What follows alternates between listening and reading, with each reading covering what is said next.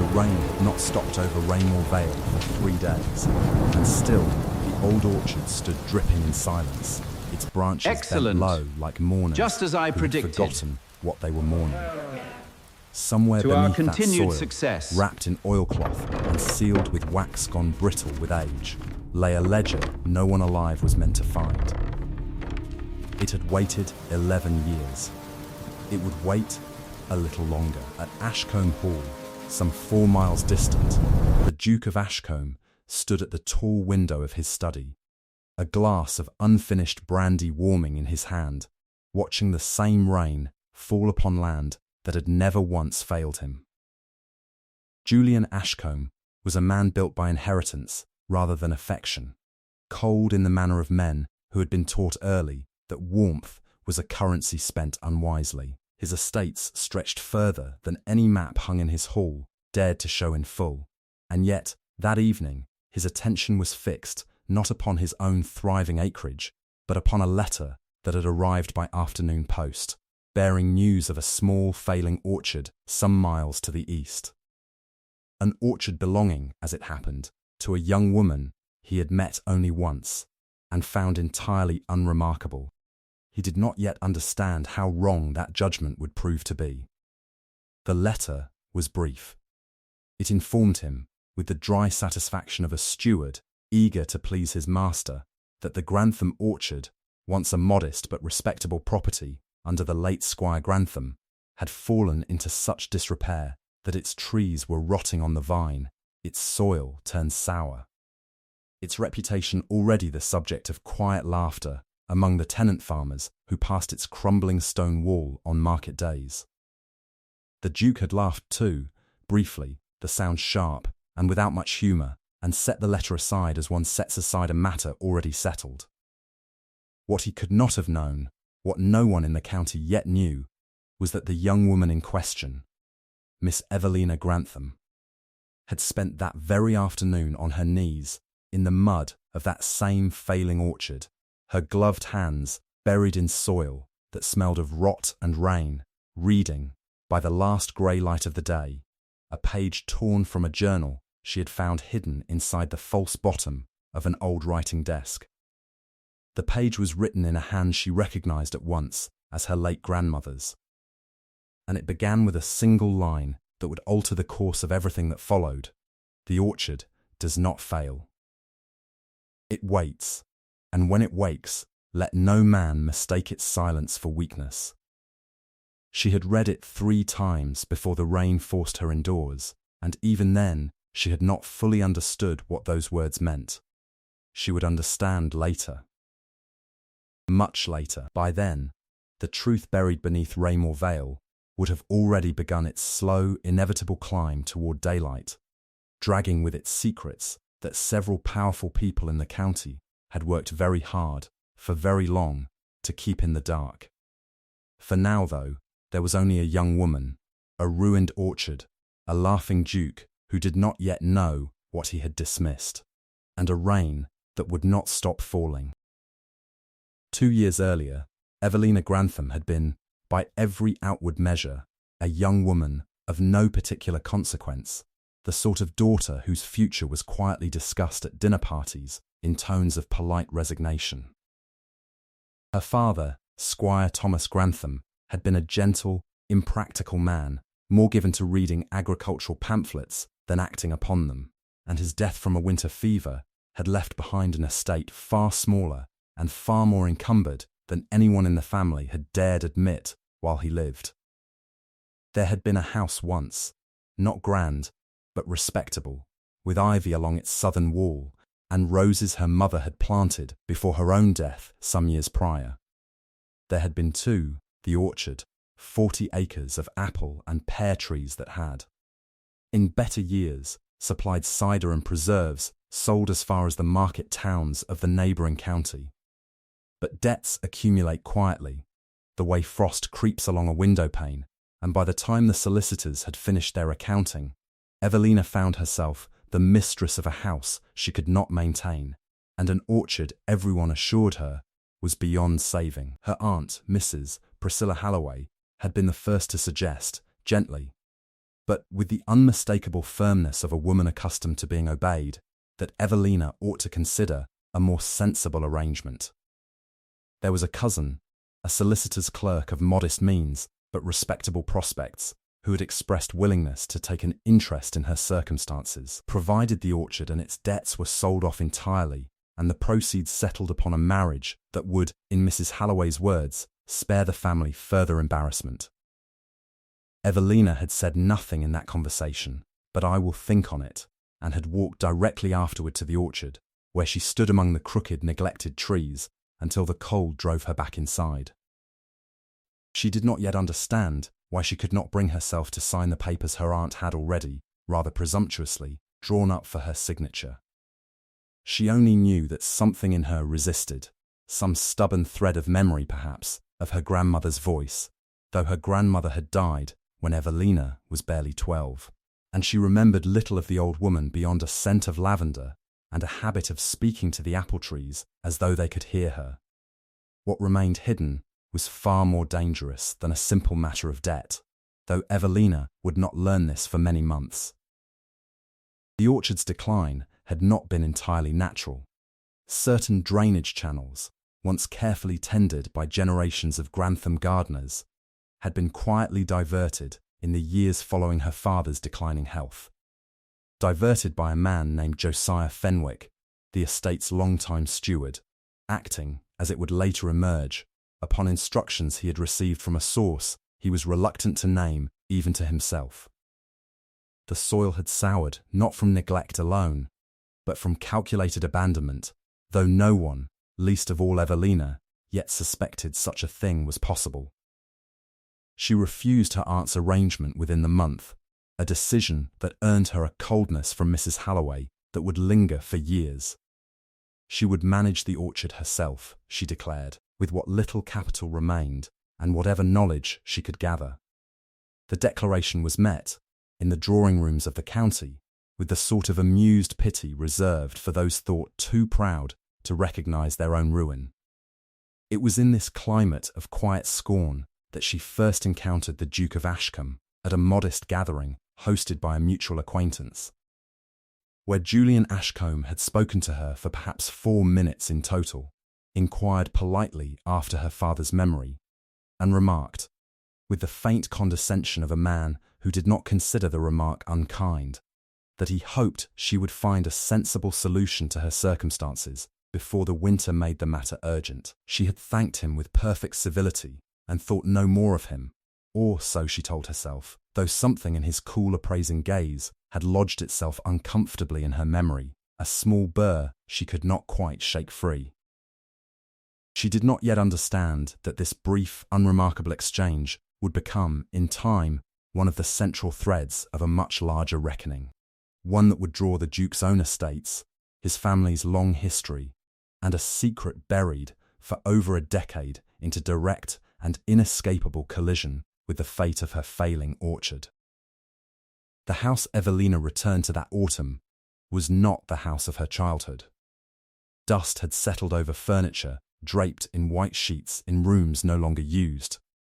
The servants who remained, an aging cook named Mrs. Peake and a groundskeeper named Silas Rook, whose family had tended the Grantham lands for 3 generations, worked without wages. They were rarely paid on time. Out of a loyalty Evelina did not yet feel she deserved. It was Silas who first spoke to her of the orchard's strange history, though he spoke carefully, in the manner of a man choosing his words as one chooses footing on unstable ground. "Your grandmother knew this land better than any book could teach," he told her one grey morning as they stood together at the orchard's edge, surveying rows of trees whose bark had grown pale and cracked. She kept records, wrote everything down, the soil, the grafts, the seasons.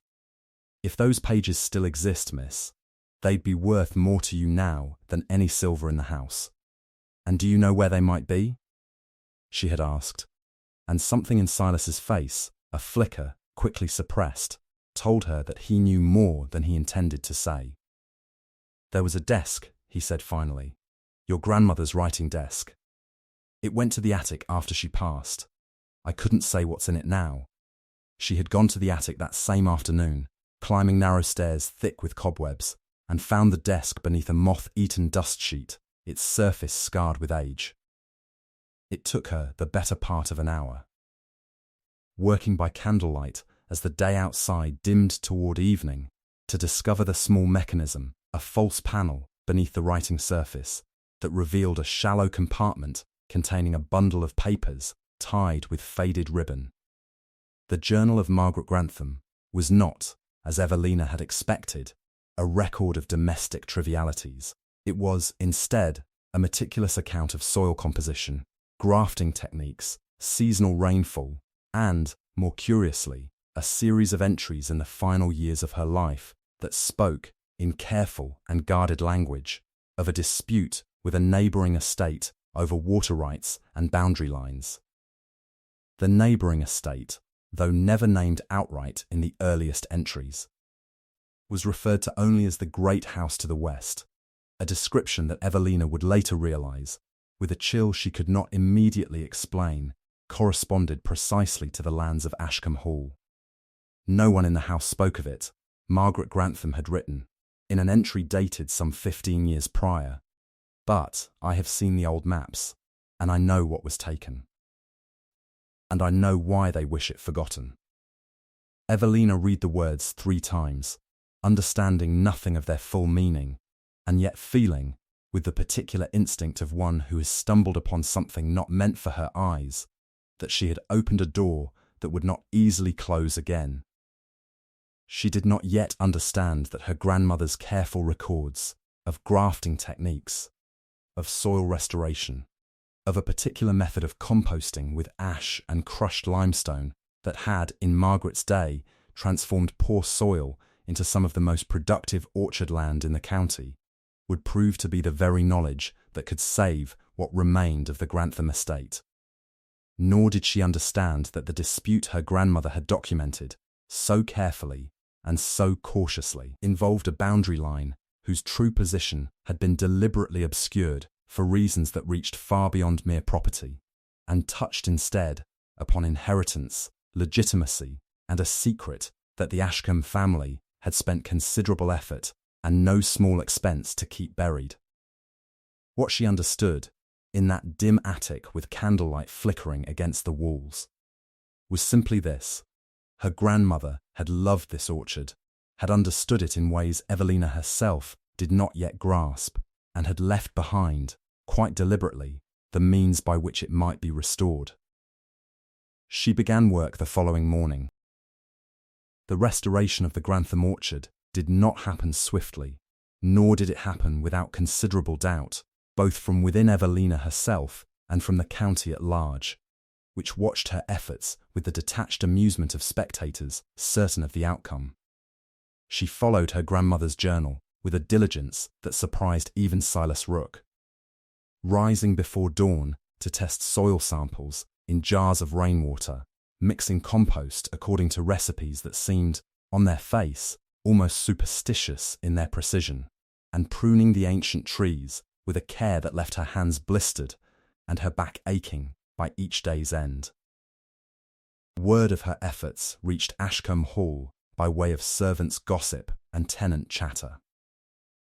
Carried across the county with the particular relish reserved for stories of genteel misfortune. The Duke, when he heard of it, and he did hear of it, more than once, from his steward and from acquaintances who found the matter diverting, responded each time with the same faint, dismissive amusement. A young woman, alone, attempting to restore an orchard that his own agricultural advisers had privately pronounced beyond recovery, struck him as a matter more suited to pity than concern. It was at an autumn assembly, hosted by Lord Pemberton, some months into Evelina's efforts, that the Duke encountered her again and made the remark that would circulate through the county for years afterward. Repeated with varying degrees of embellishment depending on who told it. He had asked, with what he no doubt considered harmless civility, how her orchard fared, and Evelina had answered simply that the trees were recovering well, that she expected a modest harvest by the following autumn. The Duke had laughed, not cruelly, precisely, but with the particular condescension of a man entirely certain of his own superior judgment. A modest harvest, he repeated, from Grantham soil? I wish you every fortune, Miss Grantham, though I confess I would sooner expect frost in July. She had not answered him directly. She had only smiled, in a manner that several observers later described as unsettlingly serene, and said, "Then your Grace shall have the pleasure of being surprised." She did not yet understand, in that moment, quite how surprised he would be, nor how soon. What remained hidden beneath the surface of this small social exchange was a matter of far greater consequence than either party yet suspected. For even as Evelina laboured over her trees, and even as the Duke dismissed her efforts with the easy confidence of inherited certainty, a quiet unease had begun to stir within the walls of Ashcombe Hall itself. An unease centred upon a man named Josiah Fenwick, who had served as steward first to the Grantham family and, in later years, in a more shadowed and less official capacity, to certain interests connected to the Ashcombe estate. Fenwick was an ageing man by this point, his conscience worn thin by years of careful silence, and it was he who had, upon instruction he still could not fully bring himself to examine, diverted the drainage channels that had so damaged the Grantham orchard soil in the years following Squire Grantham's decline. He had told himself, at the time, that he was merely following the wishes of men more powerful than himself, men whose favour kept food upon his own table. But as the years passed, and as he watched young Evelina Grantham labour with an earnestness that reminded him uncomfortably of her grandmother, his conscience began to trouble him in ways he had not anticipated.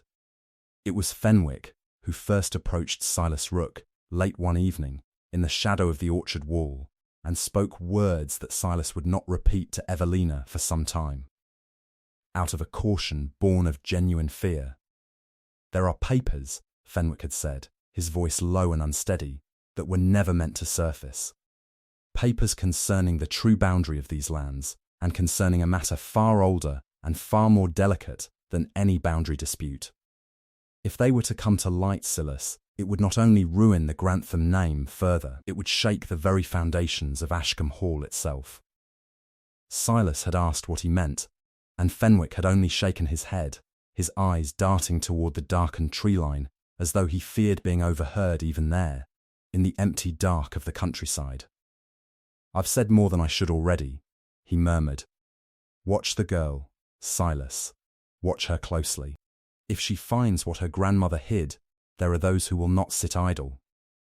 Silas Rooke did not sleep well that night, nor for several nights after.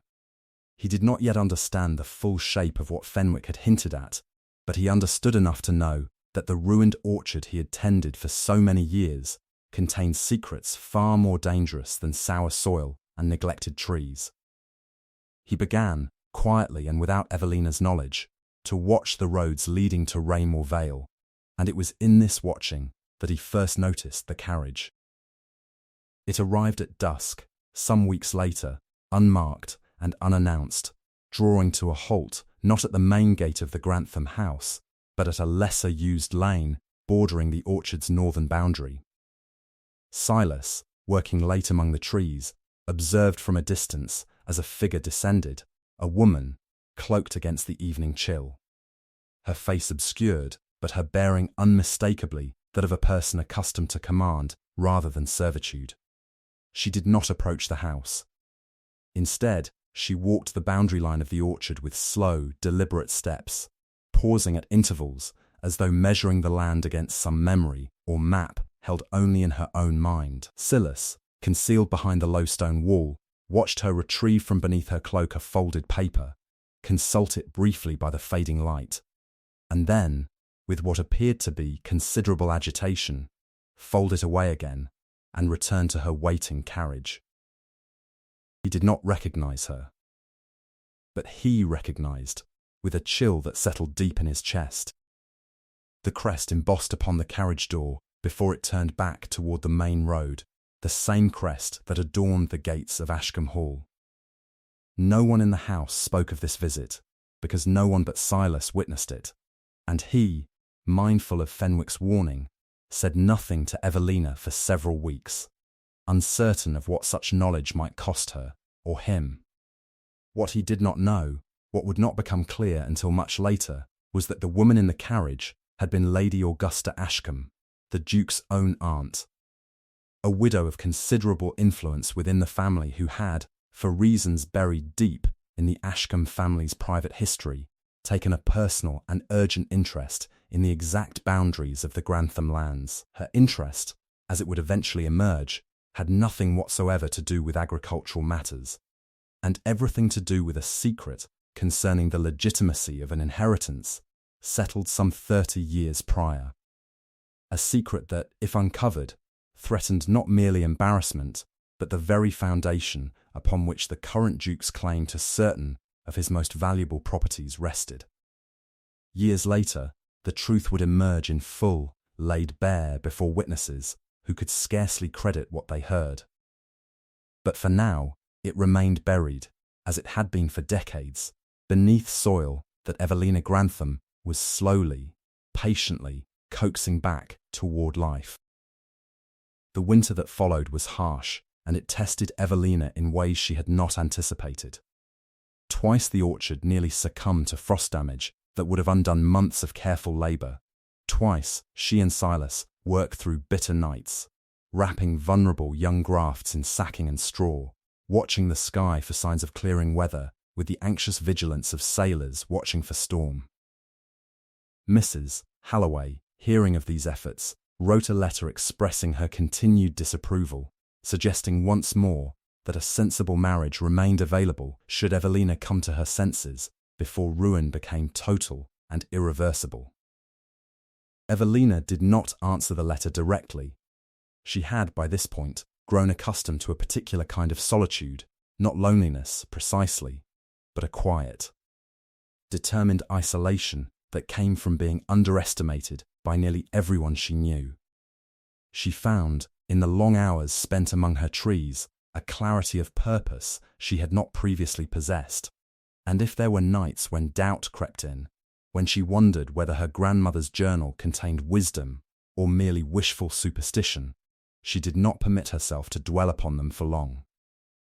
It was during this winter that she first noticed discrepancies in her grandmother's later journal entries, inconsistencies that suggested pages had been removed deliberately and carefully from the bound collection.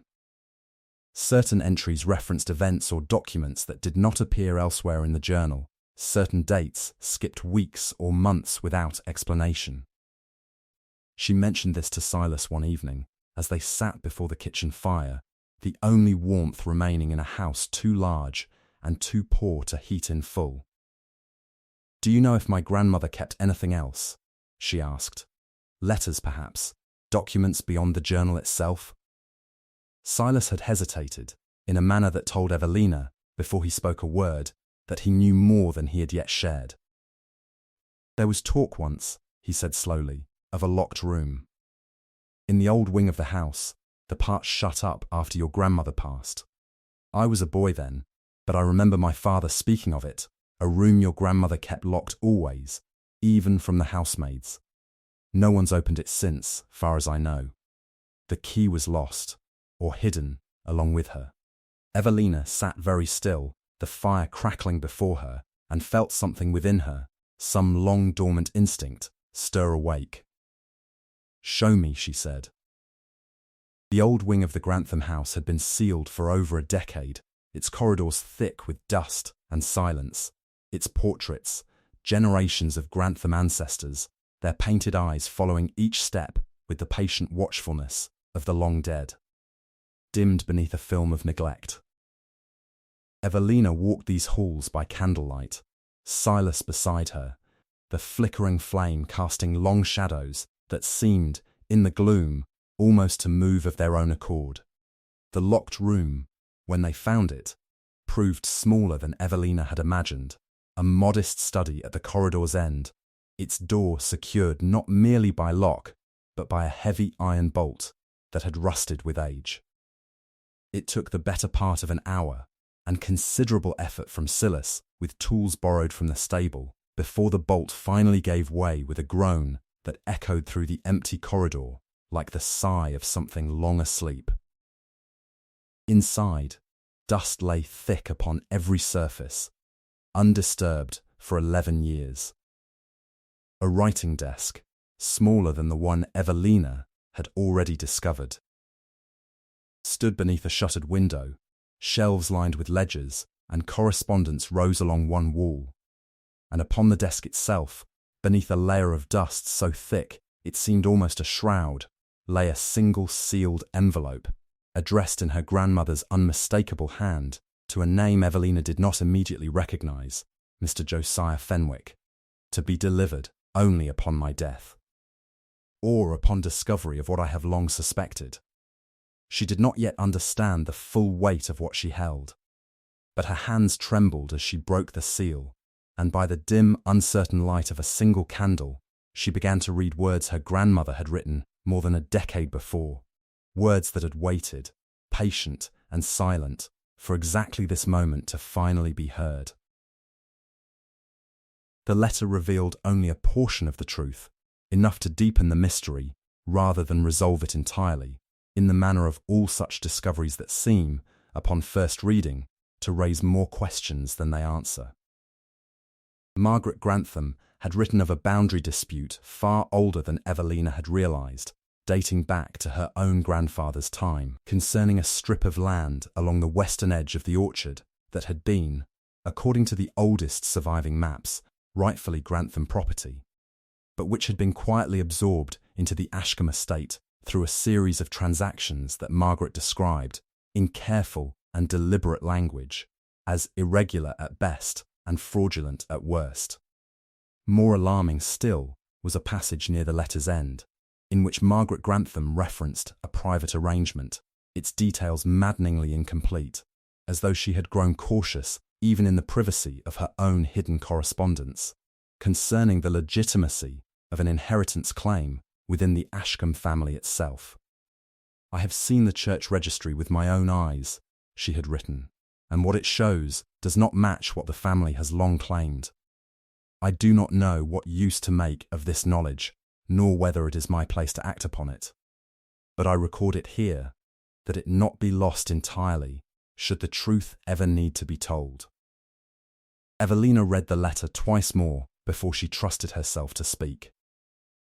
"What church registry?" she asked finally, her voice unsteady in the dust-thick air of the abandoned study. "What inheritance?"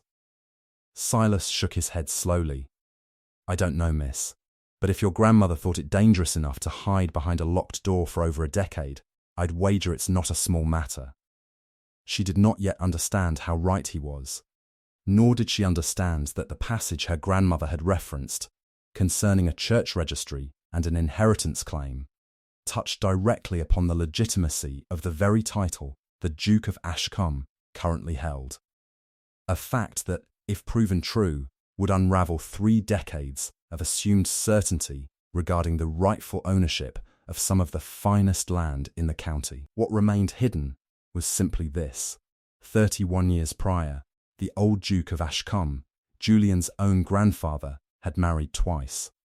His first marriage, to a woman of modest gentry stock named Charlotte Wren, had produced a son before her early and much discussed death.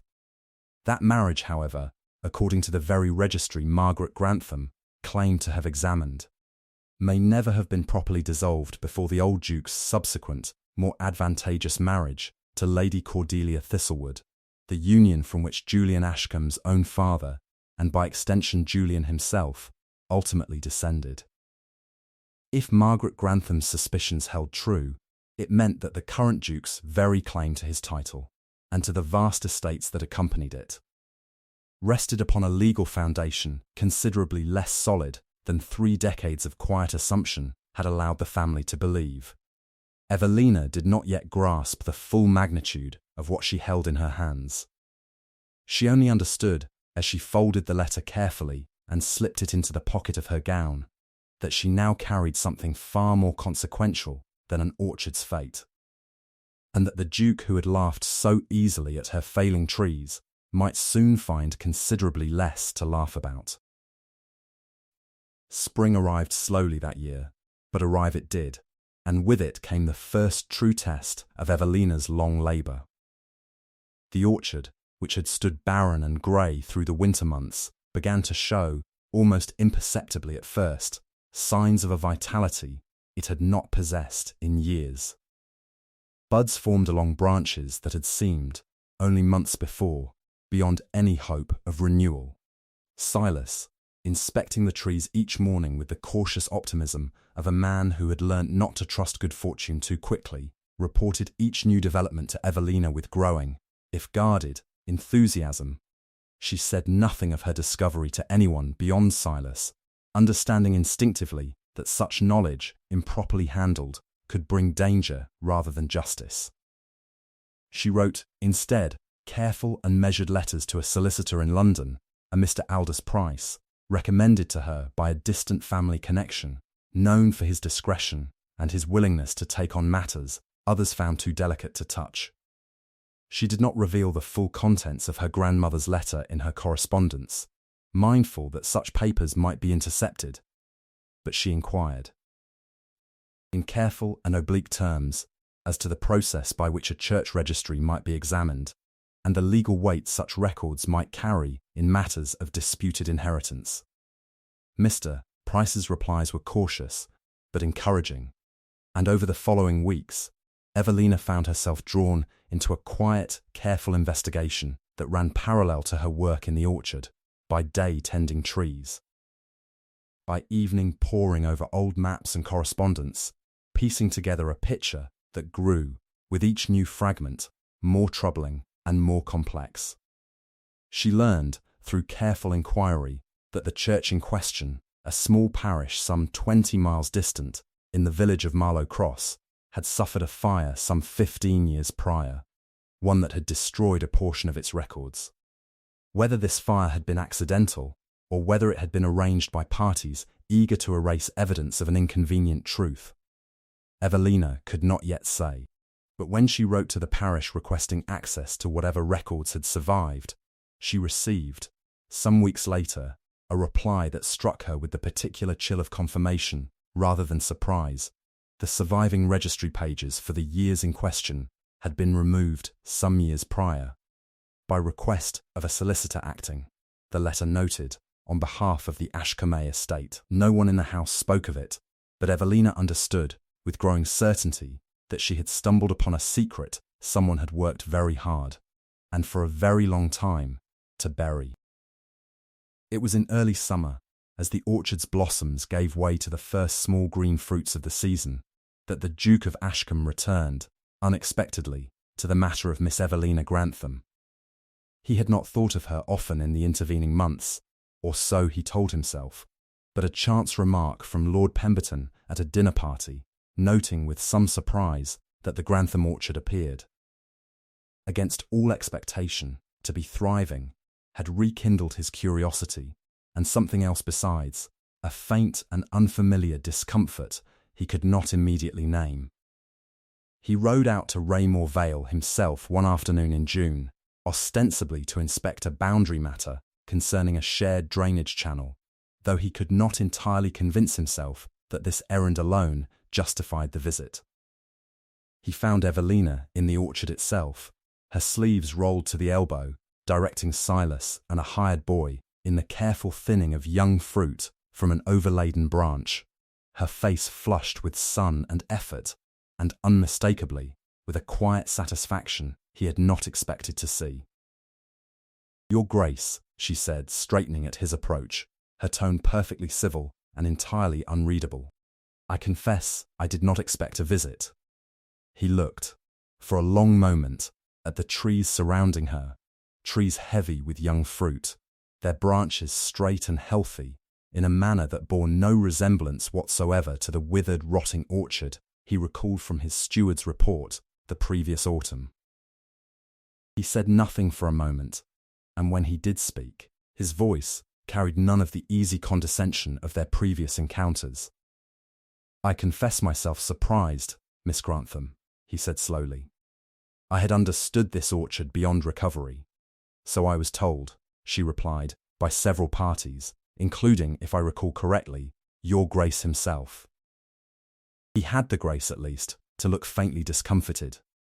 It would seem I was mistaken. It would seem so, she agreed, and turned back to her work, leaving him standing amid the trees with an unfamiliar sensation he did not immediately recognize as respect. He did not yet understand how thoroughly his estimation of her would be forced to change before the year's end, nor how the very ground beneath his own vast estates would soon be called into question by the woman he had so recently dismissed. The harvest, when it came that autumn, exceeded even Evelina's most careful hopes. Where the orchard had produced, in the years before her father's death, perhaps a modest and unremarkable yield, it now groaned beneath fruit of a quality and abundance that drew comment from every corner of the county. Cider merchants who had once declined to deal with the Grantham estate now wrote, requesting contracts. The local market, accustomed to viewing the orchard as a cautionary tale, began instead to speak of it with something approaching awe. The comparison to Ashcombe Hall's own considerably larger, considerably better funded agricultural holdings was, perhaps, inevitable, and it was Lord Pemberton himself, at a harvest gathering that autumn, who first made the observation aloud, in a tone of amused astonishment that carried, unmistakably, to where the Duke stood nearby. Remarkable, is it not, Pemberton remarked, that Miss Grantham's 40 acres should outproduce, acre for acre, the finest orchards on Ashcombe land? I confess I had my steward inspect the figures twice, so certain was I of some error.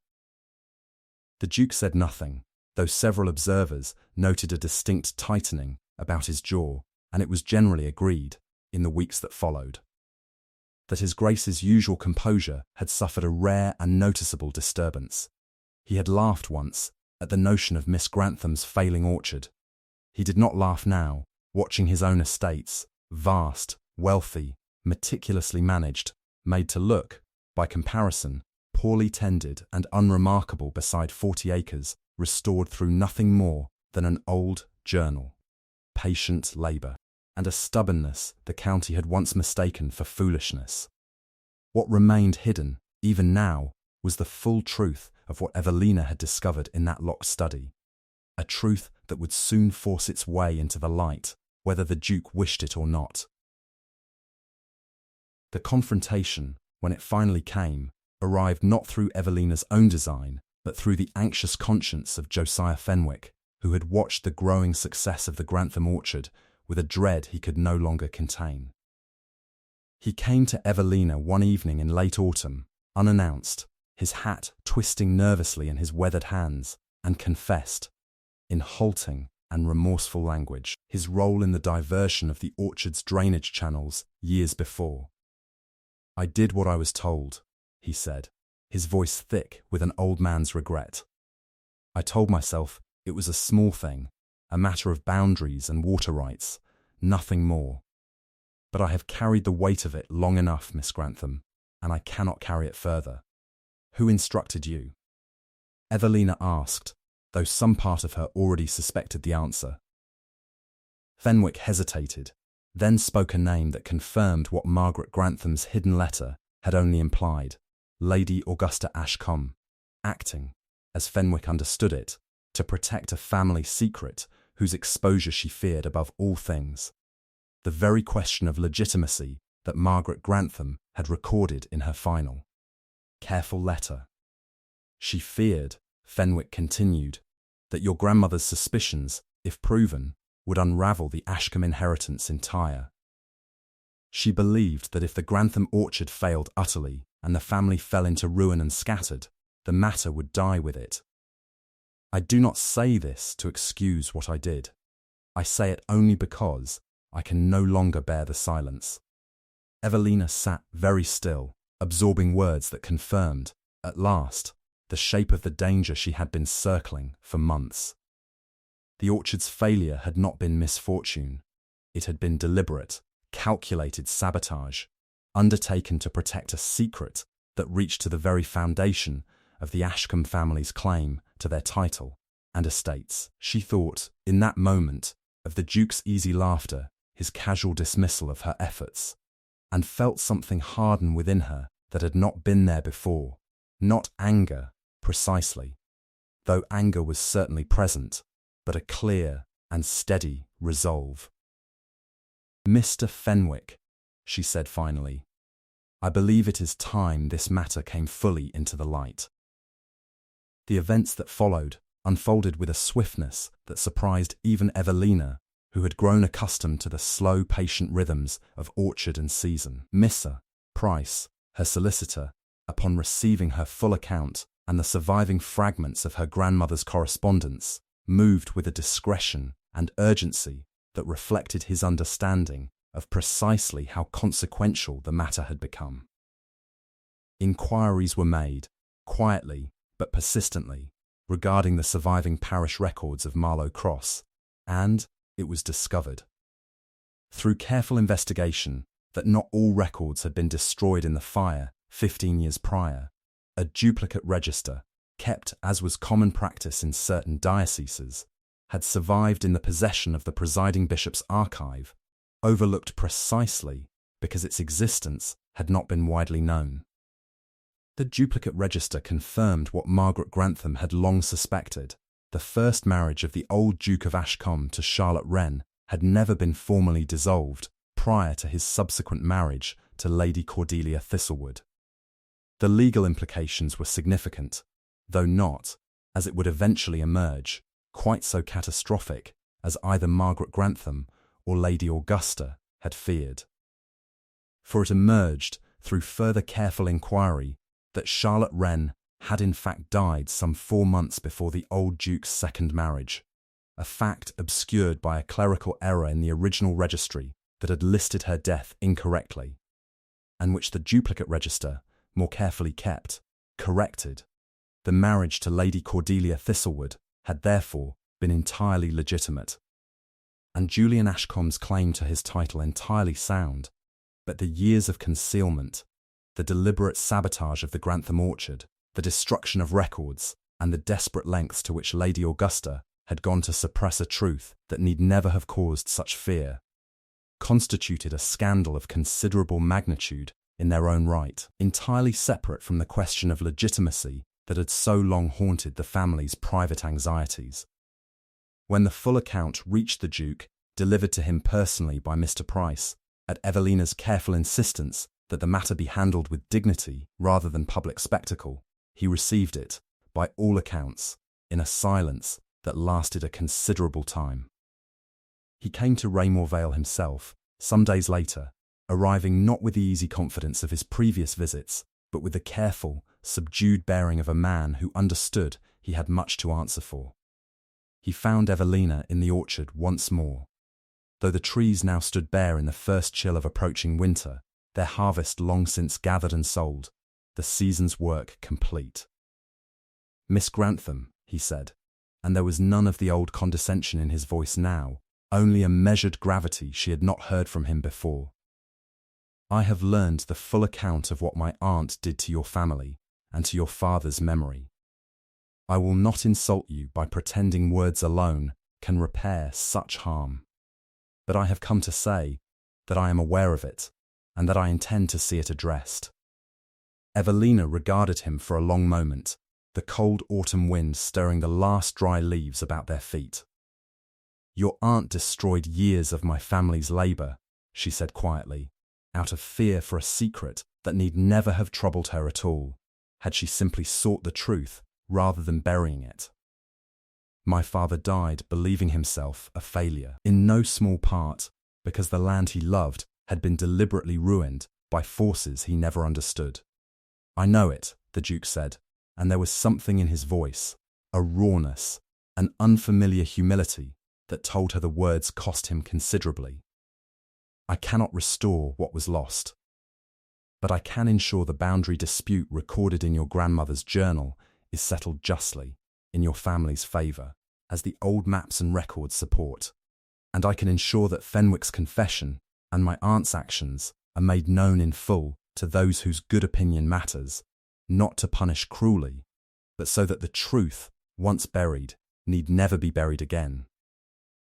Evelina said nothing for a long moment, considering him with the same clear, patient regard she had once turned upon her failing trees, seeing in them a potential others had dismissed entirely. That, she said finally, would be a beginning. Lady Augusta Ashcombe did not escape the consequences of her actions entirely, though the Duke, mindful of family honour and Evelina's own preference for quiet resolution over public scandal, arranged matters with considerable discretion. She withdrew from society life within the year, her health, already fragile, further diminished by the weight of exposure she had spent so many years trying to prevent. Josiah Fenwick, for his part, was permitted to retire quietly, his confession weighed by Evelina and the Duke together as an act of genuine and costly conscience, rather than mere self-preservation. Though he lived out his remaining years with the particular weariness of a man who had carried guilt too long to ever fully set it down. The boundary dispute, once brought before the proper legal authorities with the full weight of Margaret Grantham's careful documentation and the surviving parish records behind it, was settled decisively in the Grantham family's favour, restoring to the orchard the western strip of land that had been quietly absorbed into Ashcombe Holdings a generation before. The additional acreage, combined with Evelina's now proven methods of soil restoration, allowed the orchard to expand in the years that followed, its reputation growing from a local curiosity into a matter of genuine agricultural note. Studied and consulted by landowners from counties away, Evelina's aunt, Mrs. Halloway, upon witnessing this transformation, wrote no further letters urging sensible marriages, though whether from genuine change of heart or mere recognition of shifted circumstances, Evelina never troubled herself to determine. She had, by this point, grown considerably less concerned with the good opinion of those who had doubted her, and considerably more invested in the quiet, steady satisfaction of work well done and land restored to health through patience rather than despair. The relationship between Evelina Grantham and Julian Ashcombe in the months that followed developed slowly, in the manner of two people who had first known each other through misjudgment and had been forced, by circumstance and by truth, to see each other anew. The Duke found himself returning to Raymore Vale with a frequency that drew comment from his own household, ostensibly to consult with Evelina on matters of shared boundary and agricultural method, though it became increasingly apparent to Silas Rooke and Mrs. Peake, and indeed to most of the county, that his interest extended considerably beyond questions of soil and drainage. Evelina, for her part, did not permit herself to be swept easily into sentiment she had not yet examined with her usual careful patience. She had spent too long being underestimated to surrender her hard-won independence without due consideration. And she made this clear to the Duke in terms that left him in no doubt of her seriousness. "I will not be a footnote to your family's redemption, Your Grace," she told him plainly, on an afternoon when he had come once more to walk the orchard rows with her. "My orchard is my own, restored by my own labour and my grandmother's wisdom, and it will remain so, regardless of what passes between us." "I would not have it otherwise," he answered, and there was in his voice a sincerity that had not been present in their first careless exchange, months before. "I laughed once at what I did not understand, Miss Grantham. I do not intend to make that mistake again, in this or in any other matter. Whether their growing regard for one another would, in time, deepen into something more permanent. The county would spend a considerable while speculating, for such matters, in a place like Raymore Vale, were rarely settled quickly, nor should they be. But what became clear, in the years that followed, was that the Grantham orchard, once dismissed as a hopeless ruin, had become instead a testament to what patient labour, inherited wisdom, and quiet, unshakable resolve could accomplish, even against odds that the whole of polite society had once considered settled beyond question. Years later, when the story of the Grantham orchard was told in the drawing rooms of the county, as it often was, for such stories have a way of outliving the particulars of their telling, it was rarely the boundary dispute or the old scandal of legitimacy that people remembered most clearly. It was, instead, the simple, striking image of a young woman on her knees in the mud of a failing orchard, reading a grandmother's careful words by the last grey light of an autumn evening, refusing to accept the judgment that her land, and by extension herself, had already been declared beyond saving. The orchard stood still. In later years, its rows well tended, and its harvests reliable, a living record of the patience that had restored it. The locked room in the old wing of the Grantham house was opened permanently, its shelves of ledgers and correspondence catalogued and preserved, a quiet monument to the secrets it had once guarded and the truth it had eventually been made to yield. And the Duke of Ashcombe, who had once laughed easily at a failing orchard he did not understand, learned, in time, to measure worth by more careful standards than the easy assumptions of inherited certainty. A story preserved in the quiet memory of an old English estate does not always announce its lessons plainly.